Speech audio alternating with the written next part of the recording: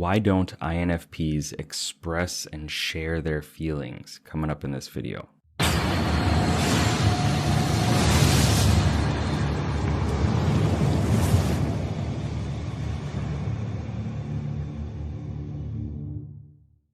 What's up, legend? It's Sherman here from Geek Psychology, where I help geeks, gamers, and creatives to have more confidence and motivation, live a better life.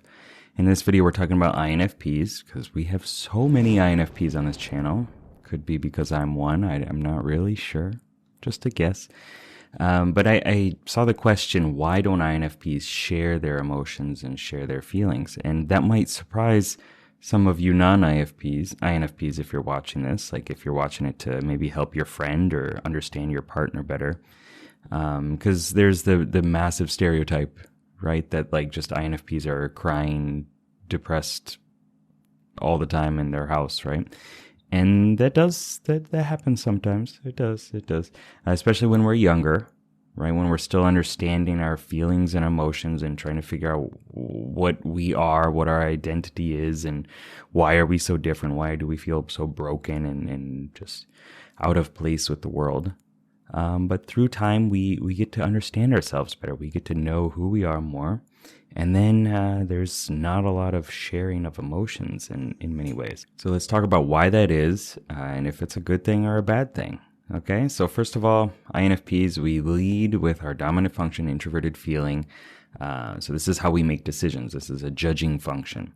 Okay, so this is our way of evaluating and deciding what to do based on the information that we gather, based on what we see, what we perceive, what we think of, our ideas, the situation around us.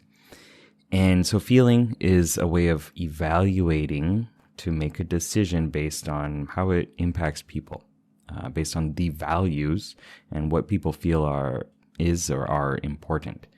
Okay, so bring that to the inner world, and it's subjective. It's what do I feel, introverted, what do I feel is important? What do I feel is good? Do I like this thing? Do I hate this thing? What does my conscience say about all this? And that is our ballast for making decisions. And as you can imagine, when you're younger, you don't really have that sense of like, this is something I like, this is something I don't. These are my ethics and morals and values. It's just like, I really don't know, right? I can't quite figure it out. So at the start, we do have just these bouts of, these waves of emotions coming in and attacking us. And we're just trying to stay afloat. And one of the big issues with introverted feeling is that it is introverted. It's subjective. It's like, I got headphones on here. Let me take these off. Oh, that's all. I am so disheveled all the time. I took off my headphones. So one issue with introverted feeling is that it is introverted. It's subjective. So it's at this internal level that it's hard to explain to other people. There's no language for it. It's like just this kinesthetic feeling that something is good or something is bad, something's right, something's wrong. And that's hard to explain, right? Because there's no words for it. Like introverted thinking, so the ITPs, can pinpoint some metrics or data or information to explain why something is correct or incorrect. For us, it's this internal kinesthetic feeling. So we often can't just say like, it just feels like this heavy black weight in my solar plexus. And that's why it's a bad idea. Like most people are just like, all right, get away from me, right? Because most people don't learn to engage with the world in that way. So because there's not a lot of language for it, when we do try to explain these things and how we feel about certain things to people and express all that stuff, it comes out really slow. I mean, we are kinesthetic for the most part, so we're kind of feeling through how we say different things, and it's a very slow-paced thing.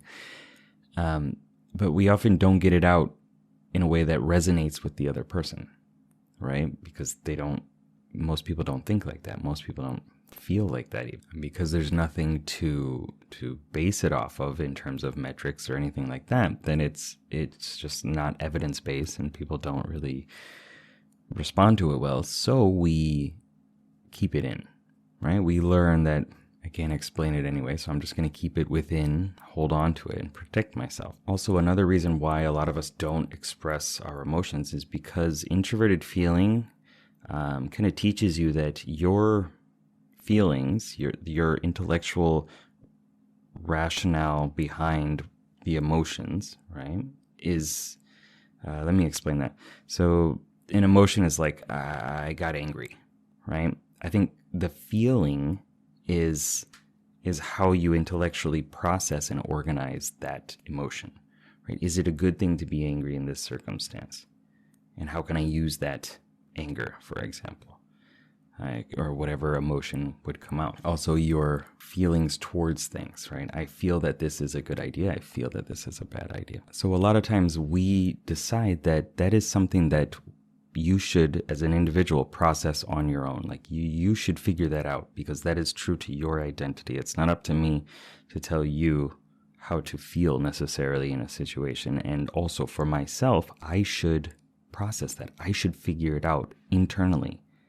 Because it's my responsibility. It's not another person's responsibility. I'm not going to push that out onto the world and have other people have to deal with it.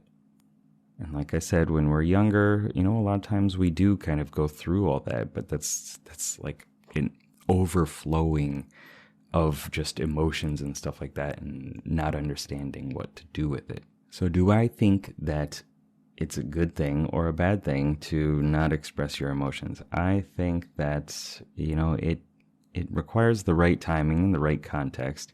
But in general, you should probably express your emotions more. You should probably say how you feel about things more because you spend so much time trying to figure it out. And if you spend that much time trying to figure it out, then I feel that the world needs to hear that understanding of whatever the thing is. It's like, for an INTP or something like that, I want them to tell me how to think about things intellectually because they spend so much time doing it, right? Like that's their superpower. It's like I want to go to a warrior to do warrior things, to teach me how to do warrior things. Like a doctor is a doctor, and we go to the doctor to understand what to do about our physical self, right? How to care for ourselves. And INFPs can help people understand how to understand themselves and care for their internal emotional realm. And so you should share that with other people. Not push it on to people, but like, hey, this is something that I've done. This is something that helped me. Maybe you're going through this, right? Because we're putting together this cocktail of different emotions and contexts and things like that to understand who we are all the time. So we can likely guess how another person is feeling or their intentions and their motives in different situations based on our own personal experiences. So share your emotions in that sense, as well as it helps you develop boundaries. It helps you know what you how you feel about things and how to stop other people from doing things that you don't like directed at you. Not everybody necessarily puts themselves in other people's shoes and wonders like, well, if I were in that situation, I wouldn't want that to happen to me, so I'm not going to do that to somebody else. It's not like not everybody thinks like that, right? Us INFPs do it quite often. Not all the time, but quite often. So being able to express how you feel about something and say, hey, when you did this, I felt like this, and I don't like that. Is there something we can do about that? How can we change that? And if they give you a crappy response, maybe they shouldn't be in your life, or maybe they're having a bad day and maybe they need a little bit more love and care too. And if you want to learn how to love and care for yourself as an INFP more, go to inowfeelpositive.com and sign up for the newsletter, enroll in the masterclass, learn how to build skills around your cognitive functions, around those four characters within you: the empath, the explorer, the guardian, and the commander. And learn how to really wield them and live a better life where you are positive, where you can wake up and say, I love my life, and smile and seek challenges and help people. Because I know so many INFPs just want to help more people, but we're we're afraid and we struggle with getting out there and creating the life that we want to live and the life that would help other people as well. Keep up the lifelong questing. Good luck, have fun. Peace. Ow. I just punched my table.